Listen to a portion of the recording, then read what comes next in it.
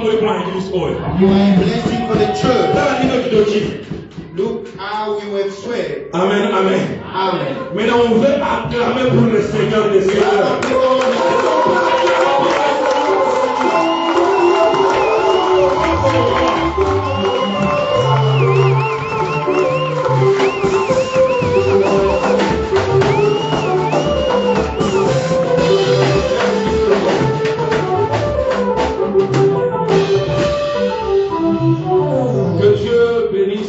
Let God bless you. Que Dieu vous bénisse. Let God bless you. Balouange ya boyi. This kind of praise. Église à malade. It's always Balouange ya boyi. kind of praise. Église à rhumatisme. Always take out Que Dieu te bénisse. Tu as bien loué ton Dieu. Que Dieu te voie. God sees you. Sans plus tarder. Without wasting our Nous allons time, prier pour la parole. we are going to pray. Nos yeux sont fermés. Our eyes are Nous closed. sommes tous debout. We are all standing Nous up. prions pour la parole. Au nom de Jésus, nous prions. In the name of Jesus, we are praying. Au nom de Jésus. In the name of Jesus, La we are parole, praying. c'est la vérité. The word is La the truth. parole, c'est la vérité. The word is the La truth. parole ne vient pas se tenir dans notre cœur, mais cette manière vient pour croire. Au nom de Jésus. Au nom de Jésus de Nazareth. Je bénis l'homme de Dieu qui va nous parler ce matin. Que soit pour nous une bénédiction. Sa présence devant un lieu puisse être la présence de Jésus. Pour nous bénir, pour nous guérir et pour nous transformer. Nous avons ainsi prié. Au nom de Jésus. Amen. Voilà, nous voulons accueillir l'homme de Dieu. We want to welcome the man of God. S'il vous plaît, bien-aimés dans le Seigneur, We are making you beloved in the Lord. vous qui êtes encore assis, You the one who are sitting. je vous prie de vous tenir I debout, beg you if you may stand up. parce que celui que Dieu nous a envoyé ce The matin one that the Lord God has sent out this pour morning sa parole, for the word. il veut s'avancer. You want to come forward. C'est la parole de Dieu The word of God. qui dit que nous puissions accueillir les hommes de Dieu avec un And we double shall honneur. welcome men of God with double honor. Dans cet honneur, In this nous appelons l'homme de Dieu, l'évangéliste Pierrot Kabula, sous vos acclamations, il s'avance, il avance.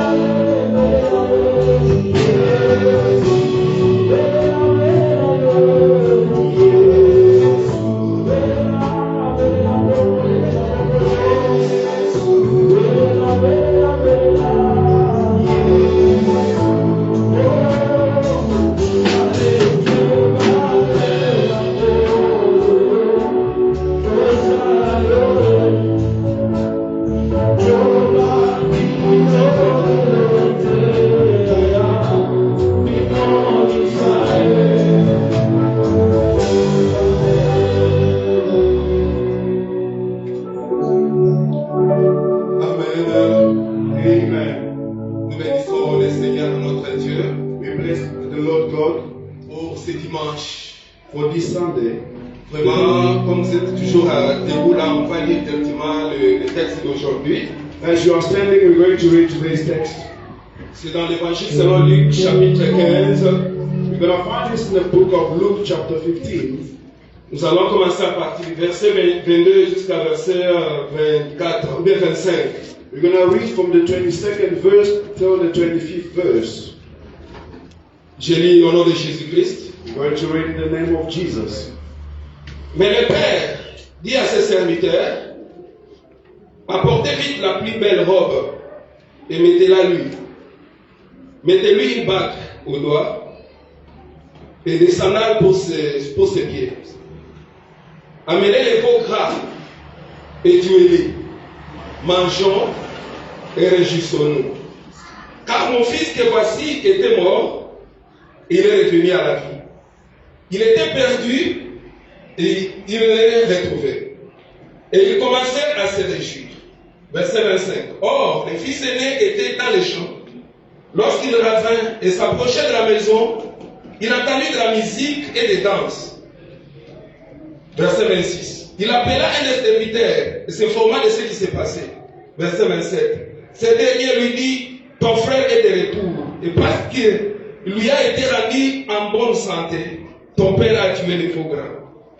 Verset 28. Il s'est mis en colère et ne voulut pas entrer. Son père sortit pour l'inviter. Nous allons nous asseoir. You may be seated. Amen. Amen. Nous avons parlé depuis le dimanche. Nous avons un thème que nous sommes en train d'exploiter depuis le dimanche passé. There is a topic we are discussing about since last week Sunday. Alors, nous avons intitulé le thème. The topic of this message is l'histoire des deux fils perdus. The story of the two lost sons. Donc, le premier était le fils prodigue. The first one was the prodigal son. Et le deuxième était le fils aîné. And the other one was the firstborn.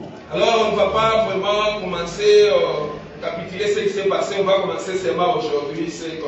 We're not going back to what we spoke about last Sunday, but let's continue with the message today. Nous avons dit que quand le fils a pris la décision de rentrer chez son père. Now we said that when the son decided to come back to his father, on dit quand il est arrivé, son père était loin en train de le regarder. Now the Bible said that when he was coming back, his father was very far looking at him. Son père attendait toujours qu'un jour il verra son fils. Now his father was awaiting for one day his son to come back. Nous avons dit que l'enfant avait perdu tout dans l'ambiance. Now we said that the son that left had lost everything he took with him. Alors il a dit je dois partir chez nous. After losing everything, he decided to go back to his father's house. Il a dit chez nous c'est chez nous. He said, my father has a house. Donc il y a tout là-bas. There is everything in that house. Même les mercenaires de mon père ne sont bien traités que ce que je suis en train de vivre ici. Even the workers of my father eat well and are treated well than what I'm living here. Donc quand il est rentré, now while he was going back, son père a fait quatre choses. His father did four things. C'est au verset 22. We can see this on the verse 22. La Bible dit que le père dit à ses serviteurs, the Bible said that the father told his servants, apportez vite la plus belle robe. Bring the best robe et mettez-la lui. And put it on him. Et l'autre, now the first thing, quand il est rentré chez lui, when he came back to his father's house, son père a pris la décision his father took a decision to dress him well, de lui donner la plus belle robe, to give him the best robe, puisque la robe que son fils portait, for the robe the son was wearing, c'était une robe qui sentait les odeurs des cochons. Is the robe that was smelling pigs. Alors la première des choses, now the first thing, il a commencé par changer la robe. He started by changing the robe he was wearing. Ça symbolise quoi? What is the meaning of this change? Quand une personne décide de rentrer au Seigneur, when a person decides to come back to the Lord, quand une personne décide de recevoir Jésus comme Seigneur, when somebody decides to receive Christ as a Lord and Savior, la première des choses que je vais faire, the first thing that God does, c'est changer la robe de la personne. Is to change the robe of this person. Nous allons lire cela dans Zacharie. We're going to see this in the book of Zacharias. chapitre 3, from the 3rd chapter, en commençant au premier verset. if you start from the first verse, Ça ne fonctionne pas, papa. Ok. Ça va me demander du temps pour lire. Nous allons partir dans Zacharie. we're going to read Zechariah. Zacharie. Chapitre 3. Zacharie chapitre 3, on commence à partir du premier verset. La Bible dit, il me fit voir les souverains sacrificateurs, Josué, debout devant l'ange de l'Éternel, et Satan debout à sa droite pour l'accuser. L'Éternel dit à Satan, que l'Éternel te réprime, Satan. Que l'Éternel te réprime, lui qui a fait porter son choix sur Jérusalem. N'est-ce pas là un tison arraché du feu? Or, Josué était couvert de vêtements sales et se tenait debout devant l'ange. Verset 4. Celui-ci prenant la parole dit à ceux qui étaient devant lui. Amen. Je pense que notre version dit les habits de fête. Other version say that the clothes of party. On dit que Josué était souverain sacrificateur. They said Joshua was a high priest.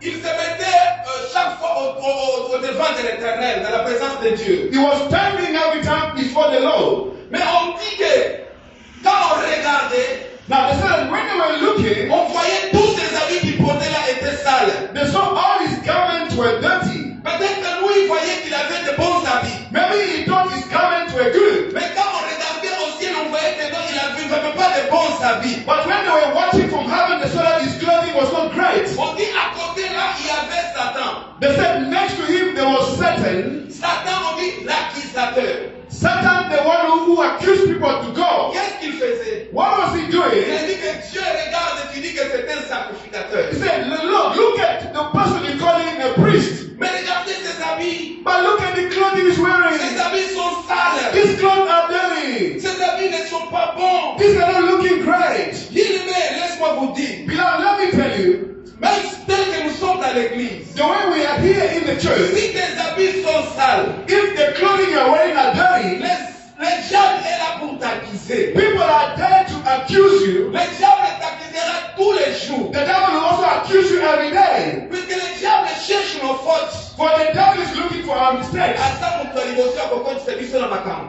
He's the first person to bring division among us. So kwa kweli na makamu wana, If you enter those things, yeye mtu alivyosema sisi kwa bana kwa kizewe pale. Satan lets you do wrong things and is the first to accuse you to go. Les habits sales c'est quoi? What is this dirty clothing you are talking La about? vie de péché. That is the life of sin. C'est la vie d'impureté. That is the impure life. Alors le Seigneur, Now the Lord, quand nous venons à lui, when we come to Him, la première des choses il fait c'est la grâce. the first thing He gives us is His grace. Les habits symbolisent la grâce de Dieu. The cloth is the grace of God. Pour que Dieu For God, agisse en Égypte. for Him to do something in Egypt, La Bible dit ceci, the Bible says que tout le monde était là. that everybody was there. Mais il regardait la maison qui avait les signes. But he was looking at the house that had a sign on it. Ange, tu vas détruire. The angel go and destroy. Mais But la maison qui aura le sang the house that will have blood on it, ne détruit pas. do not destroy it.